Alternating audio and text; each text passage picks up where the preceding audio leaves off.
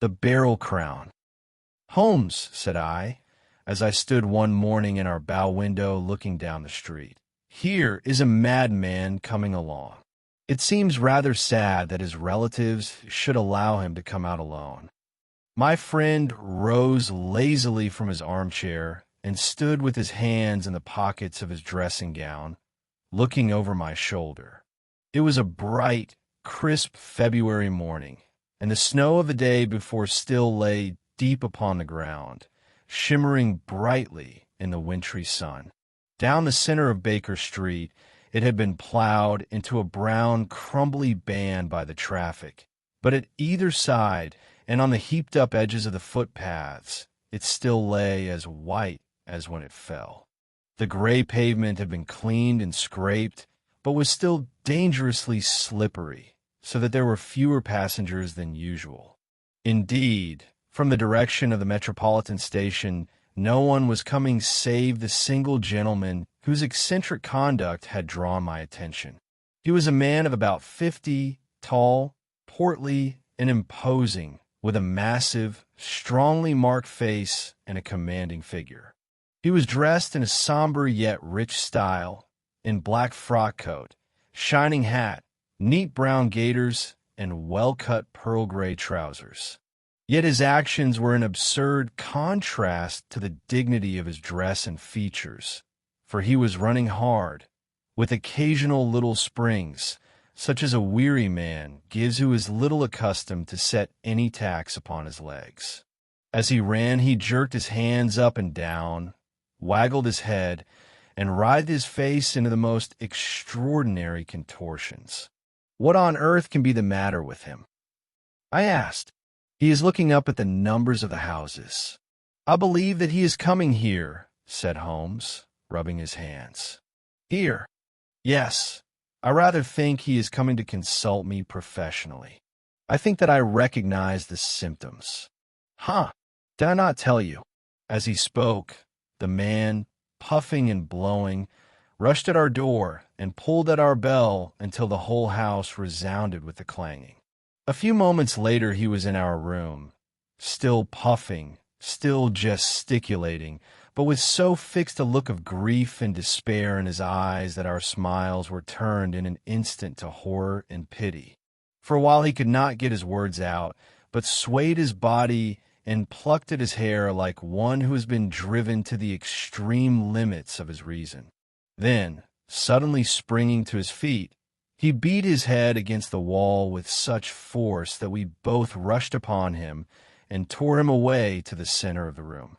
Sherlock Holmes pushed him down into the easy chair, and, sitting beside him, patted his hand and chatted with him in the easy, soothing tones which he knew so well how to employ. "You have come to me to tell your story, have you not?" said he. "You are fatigued with your haste. Pray wait until you have recovered yourself, and then I shall be most happy to look into any little problem which you may submit to me."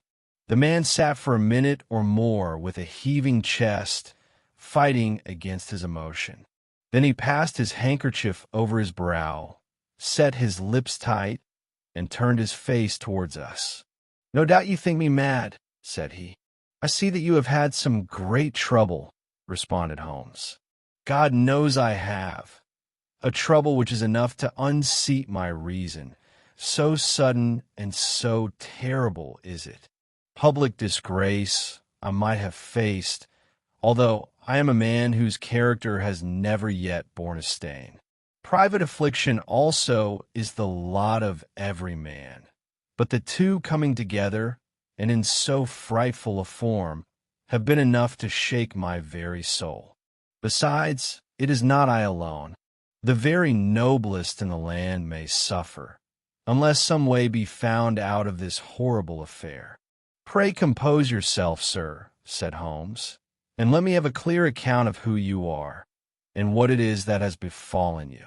"My name," answered our visitor, "is probably familiar to your ears. I am Alexander Holder, of the banking firm of Holder and Stevenson of Threadneedle Street." The name was indeed well known to us as belonging to the senior partner in the second largest private banking concern in the City of London. What could have happened, then, to bring one of the foremost citizens of London to this most pitiable pass? We waited, all curiosity, until with another effort he braced himself to tell his story. "I feel that time is of value," said he. "That is why I hastened here when the police inspector suggested that I should secure your cooperation. I came to Baker Street by the Underground and hurried from there on foot, for the cabs go slowly through this snow. That is why I was so out of breath, for I am a man who takes very little exercise. I feel better now, and I will put the facts before you as shortly and yet as clearly as I can. It is, of course, well known to you that in a successful banking business, as much depends upon our being able to find remunerative investments for our funds as upon our increasing our connection and the number of our depositors. One of our most lucrative means of laying out money is in the shape of loans, where the security is unimpeachable. We have done a good deal in this direction during the last few years, and there are many noble families to whom we have advanced large sums upon the security of their pictures, libraries, or plate.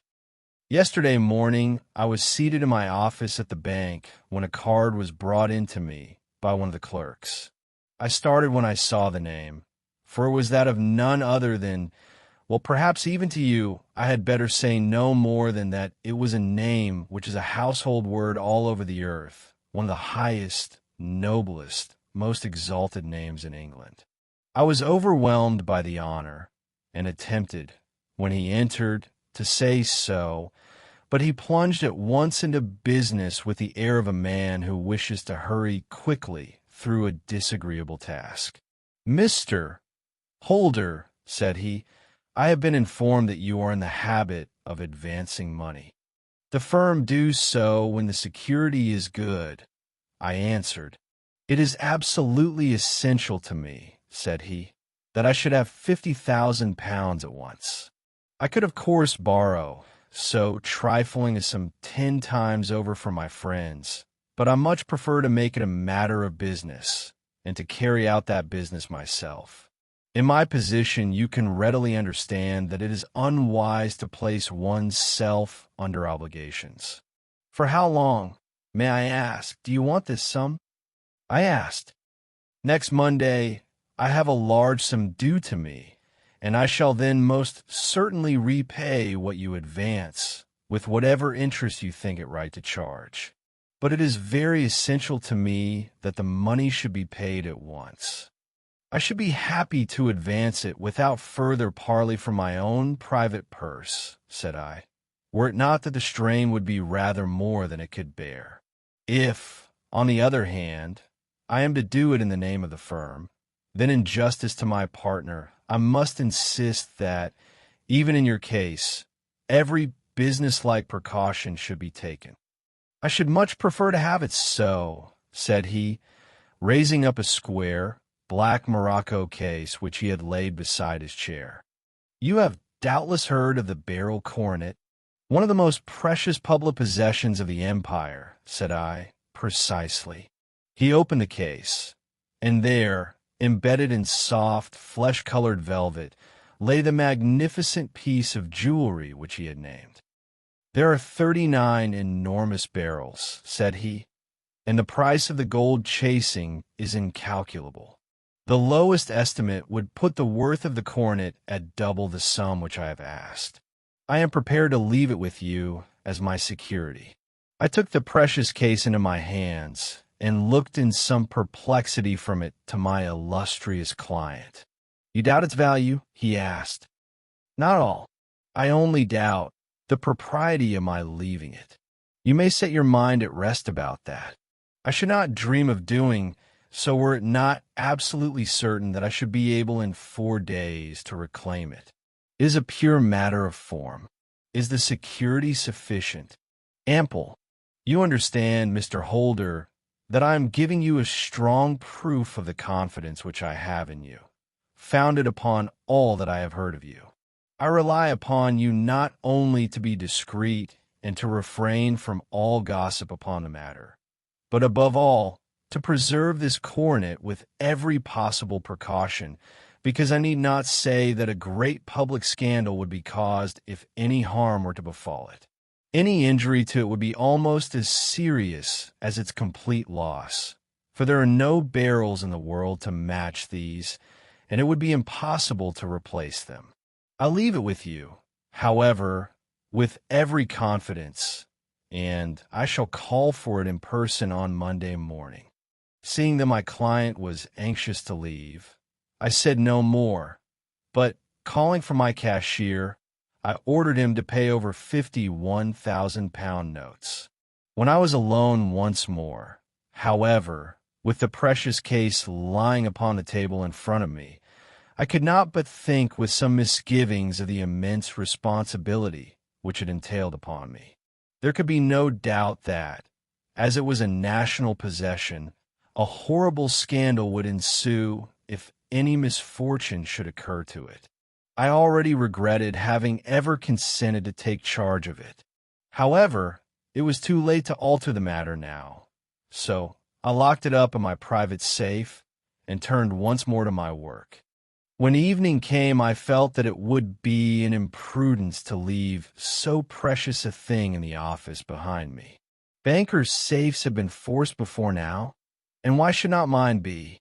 If so, how terrible would be the position in which I should find myself. I determined, therefore, that for the next few days I would always carry the case backward and forward with me, so that it might never be really out of my reach. With this intention, I called a cab and drove out to my house at Streatham, carrying the jewel with me. I did not breathe freely until I had taken it upstairs and locked it in the bureau of my dressing room. And now a word as to my household, Mr. Holmes, for I wish you to thoroughly understand the situation. My groom and my page sleep out of the house, and may be set aside altogether. I have 3 maidservants who have been with me a number of years, and whose absolute reliability is quite above suspicion. Another, Lucy Parr, the second waiting maid, has only been in my service a few months. She came with an excellent character, however, and has always given me satisfaction. She is a very pretty girl, and has attracted admirers who have occasionally hung about the place.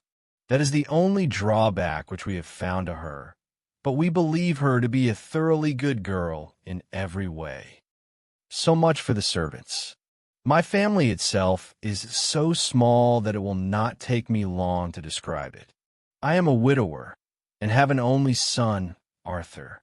He has been a disappointment to me, Mr. Holmes, a grievous disappointment. I have no doubt that I am myself to blame. People tell me that I have spoiled him. Very likely I have. When my dear wife died, I felt that he was all I had to love. I could not bear to see the smile fade even for a moment from his face. I have never denied him a wish. Perhaps it would have been better for both of us had I been sterner, but I meant it for the best. It was naturally my intention that he should succeed me in my business, but he was not of a business turn. He was wild, wayward, and, to speak the truth, I could not trust him in the handling of large sums of money. When he was young, he became a member of an aristocratic club, and there, having charming manners, he was soon the intimate of a number of men with long purses and expensive habits. He learned to play heavily at cards and to squander money on the turf, until he had again and again to come to me and implore me to give him an advance upon his allowance, that he might settle his debts of honor. He tried more than once to break away from the dangerous company which he was keeping, but each time the influence of his friend Sir George Bunwell was enough to draw him back again. And, indeed, I could not wonder that such a man as Sir George Bunwell should gain an influence over him, for he has frequently brought him to my house, and I have found myself that I could hardly resist the fascination of his manner. He is older than Arthur, a man of the world to his fingertips, one who had been everywhere, seen everything, a brilliant talker, and a man of great personal beauty. Yet when I think of him in cold blood, far away from the glamour of his presence, I am convinced from his cynical speech and the look which I have caught in his eyes that he is one who should be deeply distrusted. So I think, and so, too, thinks my little Mary, who has a woman's quick insight into character. And now there is only she to be described. She is my niece, but when my brother died 5 years ago and left her alone in the world, I adopted her, and have looked upon her ever since as my daughter. She is a sunbeam in my house, sweet, loving, beautiful, a wonderful manager and housekeeper, yet as tender and quiet and gentle as a woman could be. She is my right hand. I do not know what I could do without her. In only one matter has she ever gone against my wishes. Twice my boy has asked her to marry him, for he loves her devotedly, but each time she has refused him. I think that if anyone could have drawn him into the right path, it would have been she, and that his marriage might have changed his whole life. But now, alas, it is too late, forever too late. Now, Mr. Holmes, you know the people who live under my roof, and I shall continue with my miserable story. When we were taking coffee in the drawing room that night, after dinner, I told Arthur and Mary my experience and of the precious treasure which we had under our roof, suppressing only the name of my client. Lucy Parr, who had brought in the coffee, had, I am sure, left the room, but I cannot swear that the door was closed. Mary and Arthur were much interested, and wished to see the famous coronet, but I thought it better not to disturb it. "Where have you put it?" asked Arthur. "In my own bureau." "Well, I hope to goodness the house won't be burgled during the night," said he. "It is locked up," I answered. "Oh, any old key will fit that bureau. When I was a youngster, I have opened it myself with the key of the box-room cupboard." He often had a wild way of talking, so that I thought little of what he said. He followed me to my room, however, that night with a very grave face. "Look here, Dad," said he, with his eyes cast down. "Can you let me have £200? "No, I cannot," I answered sharply. "I have been far too generous with you in money matters." "You have been very kind," said he, "but I must have this money, or else I can never show my face inside the club again. And a very good thing, too." I cried. "Yes, but you would not have me leave it a dishonored man," said he. "I could not bear the disgrace. I must raise the money in some way, and if you will not let me have it, then I must try other means." I was very angry, for this was the third demand during the month. "You shall not have a farthing from me," I cried, on which he bowed and left the room without another word. When he was gone, I unlocked my bureau, made sure that my treasure was safe, and locked it again. Then I started to go round the house to see that all was secure, a duty which I usually leave to Mary, but which I thought it well to perform myself that night. As I came down the stairs, I saw Mary herself at the side window of the hall, which she closed and fastened as I approached. "Tell me, Dad," said she, looking, I thought, a little disturbed, "did you give Lucy, the maid, leave to go out tonight?" "Certainly not. She came in just now by the back door. I have no doubt that she has only been to the side gate to see someone, but I think that it is hardly safe and should be stopped. You must speak to her in the morning, or I will, if you prefer it. Are you sure that everything is fastened?" "Quite sure, Dad." "Then good night." I kissed her and went up to my bedroom again, where I was soon asleep. I am endeavoring to tell you everything, Mr. Holmes, which may have any bearing upon the case, but I beg that you will question me upon any point which I do not make clear. On the contrary, your statement is singularly lucid. I come to a part of my story now in which I should wish to be particularly so. I am not a very heavy sleeper, and the anxiety in my mind tended, no doubt, to make me even less so than usual. About 2 in the morning, then, I was awakened by some sound in the house.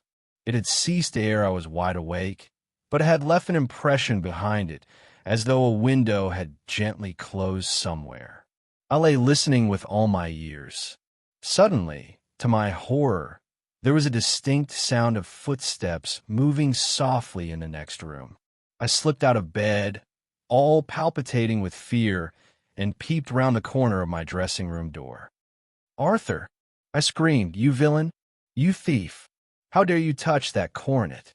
The gas was half up, as I had left it, and my unhappy boy, dressed only in his shirt and trousers, was standing beside the light, holding the coronet in his hands.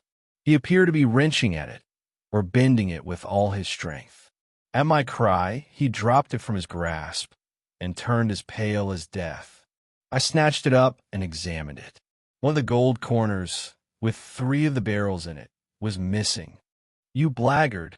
I shouted, beside myself with rage. "You have destroyed it. You have dishonored me forever.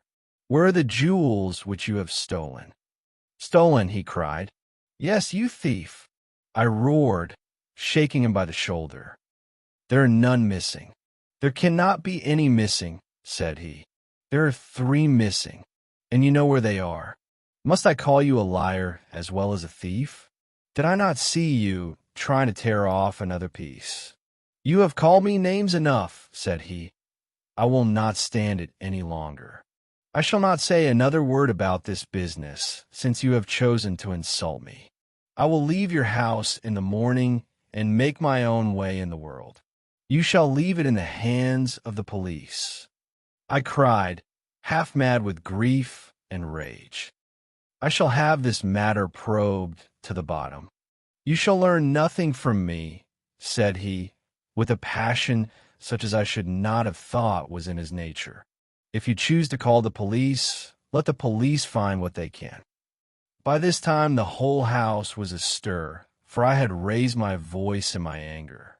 Mary was the first to rush into my room, and at the sight of the coronet and of Arthur's face, she read the whole story, and, with a scream, fell down senseless on the ground. I sent the housemaid for the police and put the investigation into their hands at once. When the inspector and a constable entered the house, Arthur, who had stood sullenly with his arms folded, asked me whether it was my intention to charge him with theft. I answered that it had ceased to be a private matter, but had become a public one, since the ruined coronet was national property. I was determined that the law should have its way in everything. "At least," said he, "you will not have me arrested at once. It would be to your advantage, as well as mine, if I might leave the house for 5 minutes, that you may get away, or perhaps that you may conceal what you have stolen," said I. And then, realizing the dreadful position in which I was placed, I implored him to remember that not only my honor, but that of one who was far greater than I was at stake, and that he threatened to raise a scandal which would convulse the nation. He might avert all if he would but tell me what he had done with the 3 missing stones. "You may as well face the matter," said I. "You have been caught in the act, and no confession could make your guilt more heinous. If you but make such reparation as is in your power, by telling us where the barrels are, all shall be forgiven and forgotten. Keep your forgiveness for those who ask for it," he answered, turning away from me with a sneer. I saw that he was too hardened for any words of mine to influence him. There was but one way for it. I called in the inspector and gave him into custody. A search was made at once, not only of his person, but of his room, and of every portion of the house where he could possibly have concealed the gems, but no trace of them could be found, nor would the wretched boy open his mouth for all our persuasions and our threats. This morning he was removed to his cell, and I, after going through all the police formalities, have hurried round to you to implore you to use your skill in unraveling the matter. The police have openly confessed that they can at present make nothing of it. You may go to any expense which you think necessary. I have already offered a reward of £1,000. My God, what shall I do? I have lost my honor, my gems, and my son in one night. Oh, what shall I do?" He put a hand on either side of his head and rocked himself to and fro, droning to himself like a child whose grief has got beyond words. Sherlock Holmes sat silent for some few minutes, with his brows knitted and his eyes fixed upon the fire. "Do you receive much company?" he asked. "None, save my partner with his family, and an occasional friend of Arthur's. Sir George Bonwell has been several times lately. No one else, I think. Do you go out much in society?" "Arthur does. Mary and I stay at home. We neither of us care for it. That is unusual in a young girl. She is of a quiet nature. Besides, she is not so very young. She is 24. This matter, from what you say, seems to have been a shock to her also. Terrible. She is even more affected than I. You have neither of you any doubt as to your son's guilt?" "How can we have, when I saw him with my own eyes with the coronet in his hands?" "I hardly consider that a conclusive proof. Was a remainder of the coronet at all injured?" "Yes, it was twisted. Do you not think, then, that he might have been trying to straighten it? God bless you. You are doing what you can for him and for me. But it is too heavy a task. What was he doing there at all? If his purpose were innocent, why did he not say so?" "Precisely. And if it were guilty, why did he not invent a lie? His silence appears to me to cut both ways. There are several singular points about the case. What do the police think of the noise which awoke you from your sleep?" "They consider that it might be caused by Arthur's closing his bedroom door. A likely story, as if a man bent on felony would slam his door so as to wake a household." "What did they say, then, of the disappearance of these gems?" "They are still sounding the planking and probing the furniture in the hope of finding them." "Have they thought of looking outside the house?" "Yes, they have shown extraordinary energy. The whole garden has already been minutely examined." "Now, my dear sir," said Holmes, "is it not obvious to you now that this matter really strikes very much deeper than either you or the police were at first inclined to think? It appeared to you to be a simple case. To me it seems exceedingly complex. Consider what is involved by your theory. You suppose that your son came down from his bed, went at great risk to your dressing room, opened your bureau, took out your coronet, broke off by main force a small portion of it, went off to some other place, concealed 3 gems out of the 39 with such skill that nobody can find them, and then returned with the other 36 into the room in which he exposed himself to the greatest danger of being discovered. I ask you now, is such a theory tenable?" "But what other is there?" cried the banker, with a gesture of despair. "If his motives were innocent, why does he not explain them?" "It is our task to find that out," replied Holmes. "So now, if you please, Mr. Holder, we will set off for Streatham together and devote an hour to glancing a little more closely into details." My friend insisted upon my accompanying them in their expedition, which I was eager enough to do, for my curiosity and sympathy were deeply stirred by the story to which we had listened.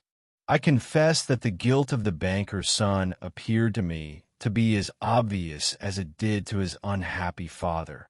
But still I had such faith in Holmes's judgment that I felt that there must be some grounds for hope as long as he was dissatisfied with the accepted explanation.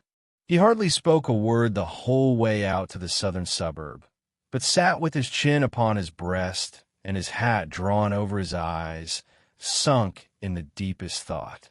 Our client appeared to have taken fresh heart at the little glimpse of hope which had been presented to him, and he even broke into a desultory chat with me over his business affairs. A short railway journey and a shorter walk brought us to Fairbank, the modest residence of the great financier. Fairbank was a good-sized square house of white stone, standing back a little from the road.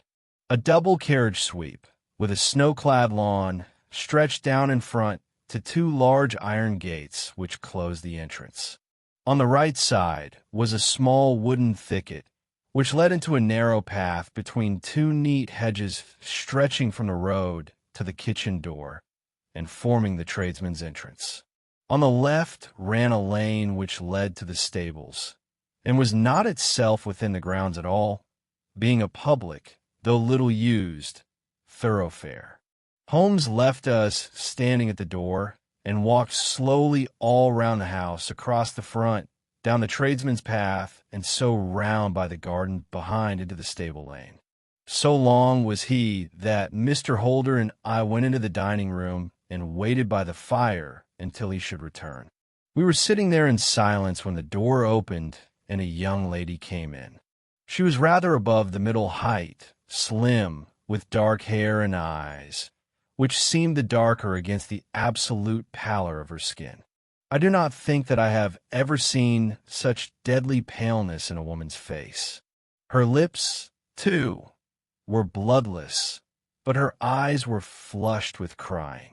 As she swept silently into the room, she impressed me with a greater sense of grief than the banker had done in the morning, and it was the more striking in her, as she was evidently a woman of strong character, with immense capacity for self-restraint.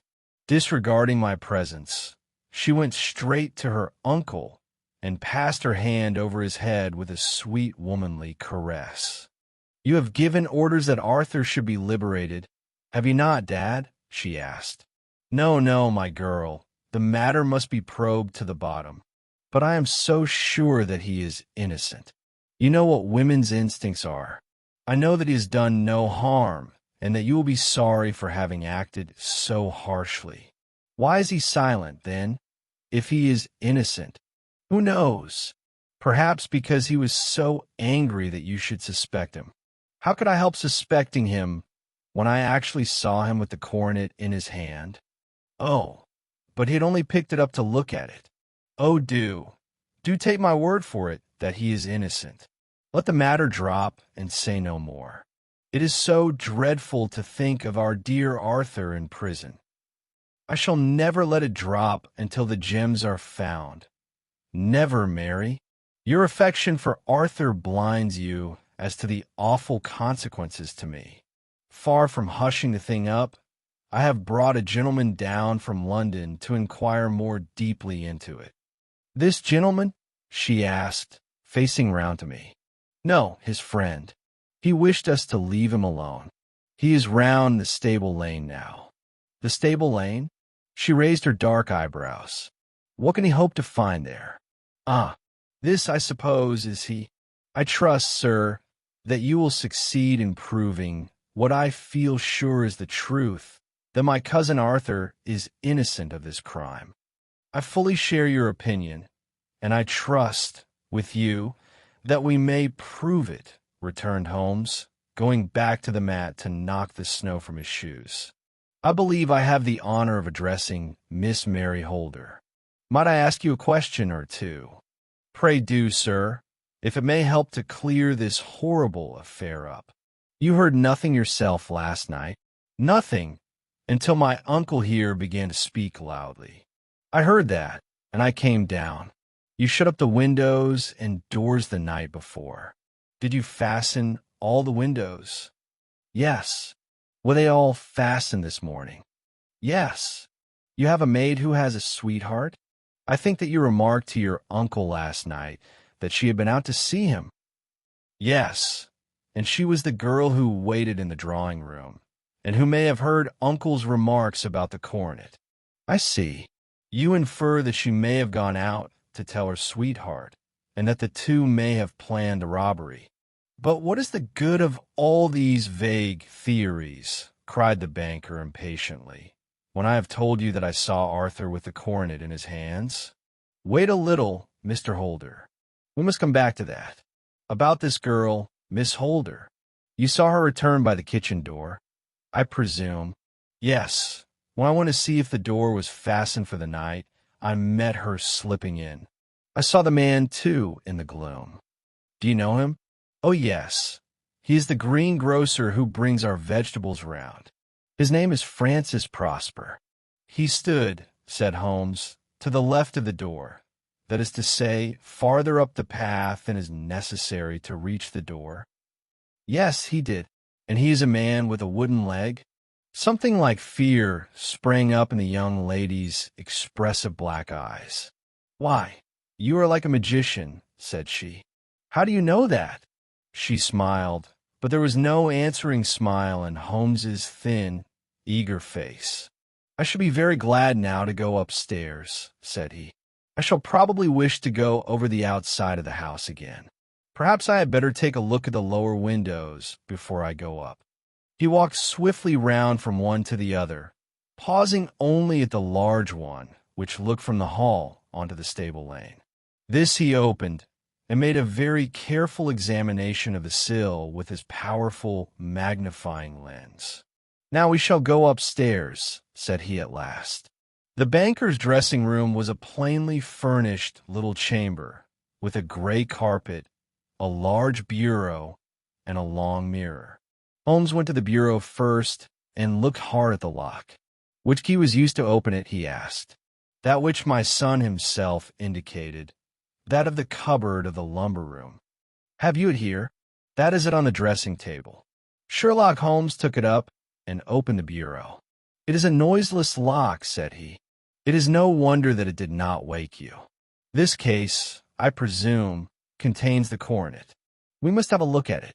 He opened the case, and, taking out the diadem, he laid it upon the table. It was a magnificent specimen of the jeweler's art, and the 36 stones were the finest that I have ever seen. At one side of the coronet was a cracked edge, where a corner holding 3 gems had been torn away. Now, Mr. Holder, said Holmes, here is the corner which corresponds to that which has been so unfortunately lost. Might I beg that you will break it off? The banker recoiled in horror. I should not dream of trying, said he. Then I will. Holmes suddenly bent his strength upon it, but without result. I feel it give a little, said he, but though I am exceptionally strong in the fingers, it would take me all my time to break it. An ordinary man could not do it. Now, what do you think would happen if I did break it, Mr. Holder? There would be a noise like a pistol shot. Do you tell me that all this happened within a few yards of your bed, and that you heard nothing of it? I do not know what to think. It is all dark to me, but perhaps it may grow lighter as we go. What do you think, Miss Holder? I confess that I still share my uncle's perplexity. Your son had no shoes or slippers on when you saw him? He had nothing on save only his trousers and shirt. Thank you.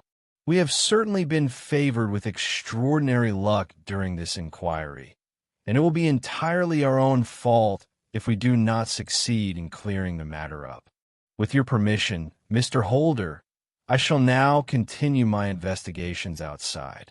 He went alone, at his own request, for he explained that any unnecessary footmarks might make his task more difficult.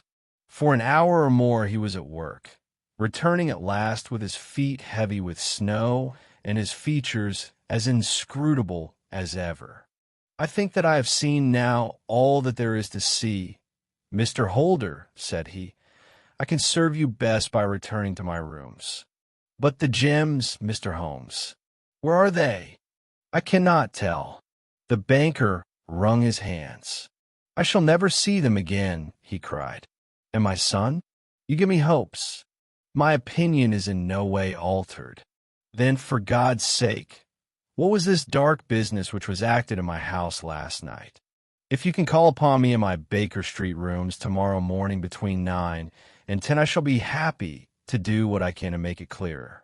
I understand that you give me carte blanche to act for you, provided only that I get back the gems, and that you place no limit on the sum I may draw. I would give my fortune to have them back. Very good. I shall look into the matter between this and then. Goodbye. It is just possible that I may have to come over here again before evening." It was obvious to me that my companion's mind was now made up about the case, although what his conclusions were was more than I could even dimly imagine. Several times during our homeward journey, I endeavored to sound him upon the point, but he always glided away to some other topic until at last I gave it over in despair. It was not yet 3 when we found ourselves in our room once more. He hurried to his chamber and was down again in a few minutes, dressed as a common loafer, with his collar turned up, his shiny, seedy coat, his red cravat, and his worn boots. He was a perfect sample of the class. "I think that this should do," said he, glancing into the glass above the fireplace. "I only wish that you could come with me, Watson, but I fear that it won't do. I may be on the trail in this matter, or I may be following a will-o'-the-wisp, but I shall soon know which it is. I hope that I may be back in a few hours." He cut a slice of beef from the joint upon the sideboard, sandwiched it between 2 rounds of bread, and, thrusting this rude meal into his pocket, he started off upon his expedition. I had just finished my tea when he returned, evidently in excellent spirits, swinging an old elastic-sided boot in his hand. He chucked it down into a corner and helped himself to a cup of tea. "I only looked in as I passed," said he. "I'm going right on." "Where to?" "Oh, to the other side of the West End. It may be some time before I get back. Don't wait up for me in case I should be late. How are you getting on?" "Oh, so. Nothing to complain of. I have been out to Streatham since I saw you last, but I did not call at the house. It is a very sweet little problem. I would not have missed it for a good deal. However, I must not sit gossiping here, but must get these disreputable clothes off and return to my highly respectable self." I could see by his manner that he had stronger reasons for satisfaction than his words alone would imply. His eyes twinkled, and there was even a touch of color upon his sallow cheeks. He hastened upstairs, and a few minutes later I heard the slam of the hall door, which told me that he was off once more upon his congenial hunt. I waited until midnight, but there was no sign of his return, so I retired to my room. It was no uncommon thing for him to be away for days and nights on end when he was hot upon a scent, so that his lateness caused me no surprise. I did not know at what hour he came in, but when I came down to breakfast in the morning, there he was with a cup of coffee in one hand and the paper in the other, as fresh and trim as possible. "You will excuse my beginning without you, Watson," said he, "but you remember that our client is rather an early appointment this morning." "Why, it is after 9 now," I answered. "I should not be surprised if that were he. I thought I heard a ring." It was indeed our friend the financier. I was shocked by the change which had come over him, for his face, which was naturally of a broad and massive mold, was now pinched and fallen in, while his hair seemed to me at least a shade whiter. He entered with a weariness and lethargy which was even more painful than his violence of the morning before, and he dropped heavily into the armchair, which I pushed forward for him. "I do not know what I have done to be so severely tried," said he. "Only 2 days ago I was a happy and prosperous man, without a care in the world. Now I am left to a lonely and dishonored age. One sorrow comes close upon the heels of another. My niece, Mary, has deserted me." "Deserted you?" "Yes. Her bed this morning had not been slept in. Her room was empty, and a note for me lay upon the hall table. I had said to her last night, in sorrow and not in anger, that if she had married my boy, all might have been well with him. Perhaps it was thoughtless of me to say so. It is to that remark that she refers in this note. My dearest uncle, I feel that I have brought trouble upon you, and that if I had acted differently, this terrible misfortune might never have occurred. I cannot, with this thought in my mind, ever again be happy under your roof, and I feel that I must leave you forever. Do not worry about my future, for that is provided for. And above all, do not search for me, for it will be fruitless labor and an ill service to me. In life or in death, I am ever your loving Mary. What could she mean by that no, Mr. Holmes? Do you think it points to suicide? No, no, nothing of the kind. It is perhaps the best possible solution. I trust, Mr. Holder, that you are nearing the end of your troubles. Huh, you say so. You have heard something, Mr. Holmes. You have learned something? Where are the gems? You would not think 1,000 pounds apiece an excessive sum for them. I would pay 10. That would be unnecessary. 3,000 will cover the matter. And there is a little reward, I fancy. Have you your checkbook? Here is a pen. Better make it out for 4,000 pounds. With a dazed face, the banker made out the required check. Holmes walked over to his desk, took out a little triangular piece of gold with 3 gems in it, and threw it down upon the table. With a shriek of joy, our client clutched it up. "You have it," he gasped. "I am saved. I am saved." The reaction of joy was as passionate as his grief had been, and he hugged his recovered gems to his bosom. "There is one other thing you owe, Mr. Holder," said Sherlock Holmes, rather sternly. "Oh," he caught up a pen. "Name the sum, and I will pay it." "No, the debt is not to me. You owe a very humble apology to that noble lad, your son, who has carried himself in this matter as I should be proud to see my own son do, should I ever chance to have one. Then it was not Arthur who took them. I told you yesterday, and I repeat today, that it was not. You are sure of it? Then let us hurry to him at once, to let him know that the truth is known. He knows it already. When I had cleared it all up, I had an interview with him, and, finding that he would not tell me the story, I told it to him, on which he had to confess that I was right, and to add the very few details which were not yet quite clear to me. Your news of this morning, however, may open his lips. For heaven's sake, tell me, then, what is this extraordinary mystery? I will do so, and I will show you the steps by which I reached it. And let me say to you, first, that which it is hardest for me to say and for you to hear. There has been an understanding between Sir George Bunwell and your niece Mary. They have now fled together. My Mary? Impossible. It is, unfortunately, more than possible. It is certain. Neither you nor your son knew the true character of this man when you admitted him into your family circle.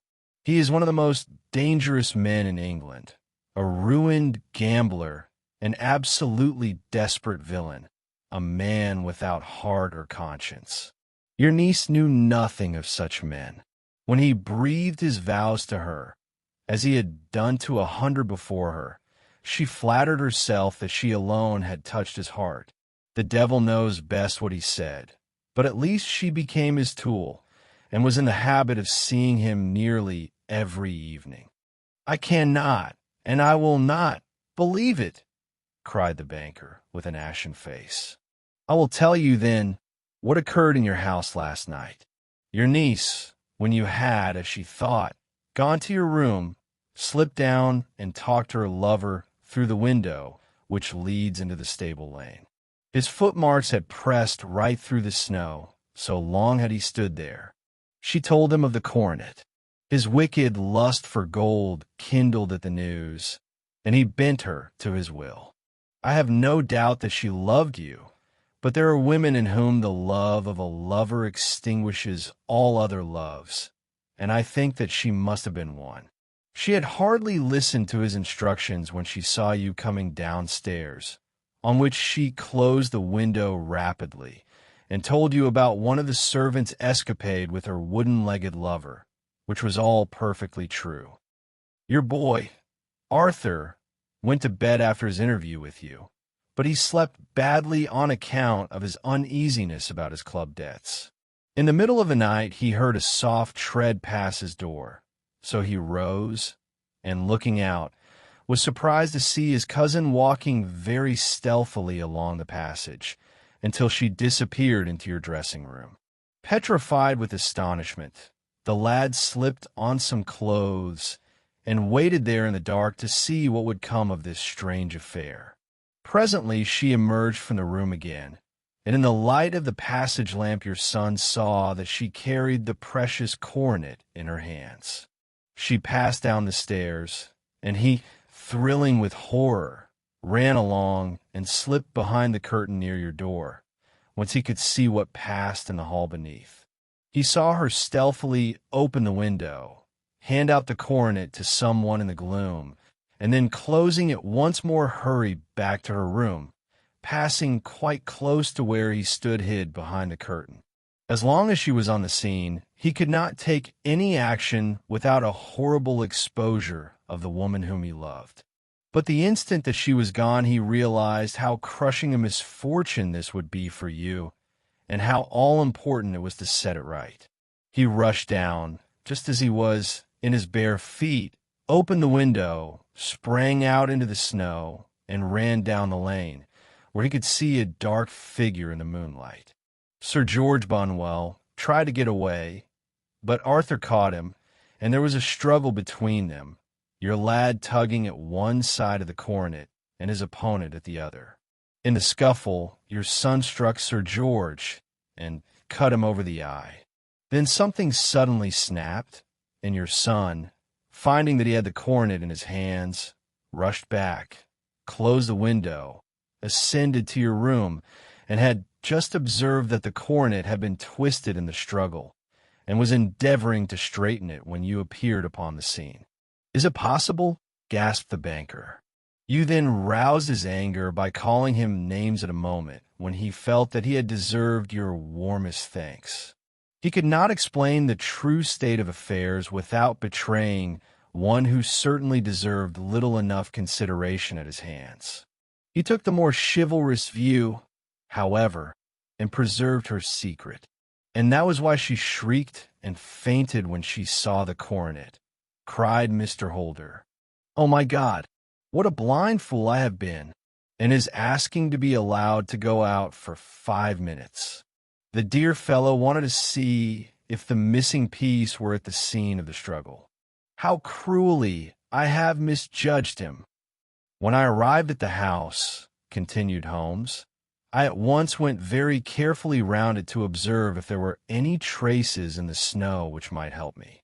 I knew that none had fallen since the evening before, and also that there had been a strong frost to preserve impressions. I passed along the tradesman's path, but found it all trampled down and indistinguishable. Just beyond it, however, at the far side of the kitchen door, a woman had stood and talked with a man whose round impressions on one side showed that he had a wooden leg. I could even tell that they had been disturbed, for the woman had run back swiftly to the door, as was shown by the deep toe and light heel marks, while Wooden Leg had waited a little and then had gone away. I thought at the time that this might be the maid and her sweetheart, of whom you had already spoken to me, and inquiry showed it was so.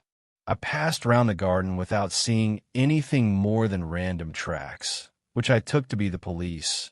But when I got into the stable lane, a very long and complex story was written in the snow in front of me. There was a double line of tracks of a booted man, and a second double line which I saw with delight belonged to a man with naked feet. I was at once convinced from what you had told me that the latter was your son. The first had walked both ways, but the other had run swiftly, and as his tread was marked in places over the depression of the boot, it was obvious that he had passed after the other. I followed them up, and found that they led to the hall window, where Boots had worn all the snow away while waiting. Then I walked to the other end, which was 100 yards or more down the lane. I saw where Boots had faced round, where the snow was cut up as though there had been a struggle, and finally, where a few drops of blood had fallen to show me that I was not mistaken. Boots had then run down the lane, and another little smudge of blood showed that it was he who had been hurt. When he came to the high road at the other end, I found that the pavement had been cleared, so there was an end to that clue. On entering the house, however, I examined, as you remember, the sill and framework of the hall window with my lens, and I could at once see that someone had passed out. I could distinguish the outline of an instep where the wet foot had been placed in coming in. I was then beginning to be able to form an opinion as to what had occurred. A man had waited outside the window. Someone had brought the gems. The deed had been overseen by your son. He had pursued the thief, had struggled with him. They had each tugged at the coronet, their united strength causing injuries which neither alone could have effected. He had returned with the prize, but had left a fragment in the grasp of his opponent. So far I was clear. The question now was, who was the man, and who was it brought in the coronet? It is an old maxim of mine that when you have excluded the impossible, whatever remains, however improbable, must be the truth. Now, I knew that it was not you who had brought it down, so there only remained your niece and the maids. But if it were the maids, why should your son allow himself to be accused in their place? There could be no possible reason. As he loved his cousin, however, there was an excellent explanation why he should retain her secret, the more so as the secret was a disgraceful one. When I remembered that you had seen her at that window, and how she had fainted on seeing the coronet again, my conjecture became a certainty. And who could it be who was her confederate? A lover, evidently, for who else could outweigh the love and gratitude which she must feel to you? I knew that you went out little, and that your circle of friends was a very limited one.